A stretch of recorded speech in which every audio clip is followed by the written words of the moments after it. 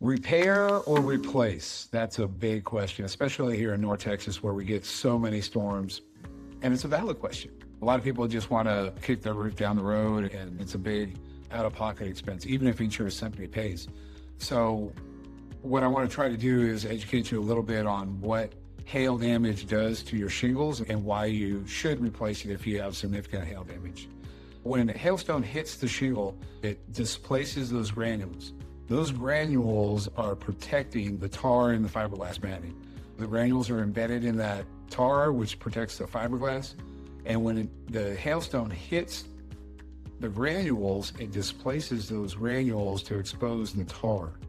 And after a while, the tar wears away and exposes that fiberglass matting. As soon as you see fiberglass matting exposed, your roofing system is on its last leg and is about to fail. It takes 2, 3, 4 years for all of that tar to erode and expose the fiberglass.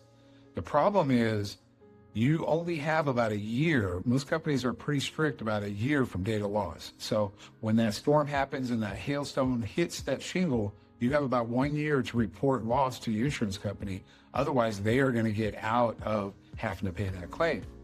So it's beneficial if you have a yearly checkup. Somebody get up on your roof every year and check to see the health of your roof and see if you have any damage. Also, what happens is if all these storms, they sometimes expose deficits in your roofing system. Sometimes there's exposed nails that start to rust and pull out.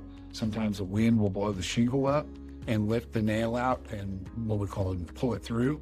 And once that happens, then the wind rating on the shingle is gone.